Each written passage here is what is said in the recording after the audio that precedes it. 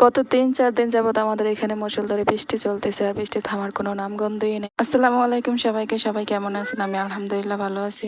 গ্রামের মেয়েদের প্রতিদিন কি কি কাজ থাকে সেইগুলোই আপনাদের সামনে তুলে ধরবো আজকে এই ভিডিওর মাধ্যমে ইনশাল্লাহ। তো আপনারা স্কিপ না করে সম্পূর্ণ ভিডিওটি দেখতে থাকুন। সারাদিন কি কি কাজ করি এবং কিভাবে দিন শেষ করে সবগুলোই দেখাবো। সকালে ঘুম থেকে উঠেছি আর উঠি আমার কয়েল পাখিগুলো নামানো শুরু করে দিয়েছি। এখানে মোট 8টা কয়েল পাখি আছে, তার ভিতরে 3টা পুরুষ পাখি আর 5টা মেয়ে পাখি আছে মাশাল্লাহ। তো এগুলোকে আমি 3 বেলা ব্রয়লারই খাওয়াইতে থাকি। এগুলা থেকে একটা পাখি ডিম দেয় প্রতিদিন, আর ডিম দিতেছে না, তবে আশায় আছি ইনশাল্লাহ একদিন না একদিন দিবে। এইখানে আবার দেখতেছিলাম আমাদের একটা মুরগি 10টা ডিম নিয়ে বসেছিল আর সেই ডিমগুলো এখন ফুটে গেছে। কিছু বাচ্চা ফুটছে, কিছু এখনো ফুটে নাই, সেলে দেওয়া রয়েছে। আর একটা ডিম মনে হচ্ছে যে ফুটবে না, এটা কোনো নাড়াচাড়া করতেছে না আর সেলিও দেয় নাই। তো আমি সেটা মাকে বলতেছিলাম, যাই হোক আল্লাহ ভাগ্যে যে কটা রাখছে সে কটাই ফুটবে, ভাগ্যের উপর নির্ভরশীল। সকালের কাজগুলো মোটামুটি শেষ করে এখন চলে এসেছে দুপুরে রান্না করতে। এখানে কিছু বাইং মাছ ভিজিয়ে রাখছিলাম আর এই বাইং মাছগুলো হয়েছে গ্রাম অঞ্চলের বিলে যে পকেট জালগুলো বসানো হয় সেই পকেট জালের ভিতরে এই বাইং মাছগুলো ধরা খাইছিল আর এটাকে ফ্রিজে রেখে দিয়েছিলাম। তো আজকে ভাবছিলাম এগুলা কুটে নেবার, এগুলা কুটে রান্না করা শুরু করবো।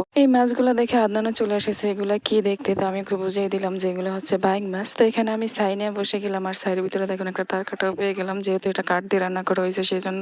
বাইং মাছ যেহেতু পিচ্ছিল হয় এটা সহজে ধরা যায় না, তো সেই জন্য এটাকে আমি ছাই দিয়ে কাটতেছি খুব ভালোভাবে, না হলে এটা খুব পিচ্ছিল থাকে। বাইং মাছের ফিরে দিকে খুব শক্ত শক্ত ছোট ছোট কাটা থাকে আর এটাকে কোটার সময় খুব ভালো করে চাচে চাচে করতে হবে, ভালোভাবে চাচতে হবে। এই কারণে তা না হলে এটা ধোয়ার সময় হাতে লাগবে আর ভালোভাবে ধোয়া যাবে না। সেই জন্য পার্সোনালি আমার বাইং মাছ খেতে খুব ভালো লাগে। আপনাদের কার কাছে ভালো লাগে সেটা কমেন্টে বলে যেতে পারেন। আমার মতো কে কে বাইং মাছ পাগল। আমার মাছ কোটা দেখে চারিদিকে মুরগি ভরে গেছে আমার আশেপাশে, তো ওদেরকে কাটা কুটা দিয়ে দিলাম যে ওরাও একটু খা। আর মুরগিগুলো একদম খুব ভালো করে ভাগাভাগি করে খাইতেছিল, দেখতে অনেক সুন্দর লাগছিল, দেখেও ভালো লাগতেছিল। এই পর্যায়ে আমার মাছ কাটাগুলো একদম সম্পূর্ণ শেষ। আমি হচ্ছে এখন এটাকে পুকুরে নিয়ে যাবো, এটাকে ভালো করে ধুইতে হবে আর এটাকে ঘষে ঘষে ভালো করে ধুতে হবে, কারণ বাইং মাছের গায়ে একদম আঠালো থাকে, ময়লা যেগুলো সেগুলো হচ্ছে আমি ভালো করে একদম ধুয়ে নেবো যাতে কোনো ময়লা না। তো বাইং মাছগুলো আমি এই পর্যায়ে ধুয়ে নিয়ে চলে এসেছি আর এটাকে এখন লবণ মেখে রেখে দেবো, যেহেতু এখন রান্না করবো, একটু পরে রান্না করবো, আরো একটু ভালো করে ধুইতে হইব লবণ দিয়ে। তো সেই জন্য আমি এটাকে লবণ মাইখা রেখে দিচ্ছি। আর এর এদিকে 3-4 দিন বৃষ্টির কারণে আমার অনেক জামা কাপড় হয়েছে একদম বইরা গেছে, যেগুলো আমি বৃষ্টির জন্য ধুইতেও পারতেছি না আর শুকাইতেও পারতেছি না। কালকে অলরেডি অনেকগুলা গাটলাই ছিল, ধুয়ে রাখেছিলাম আর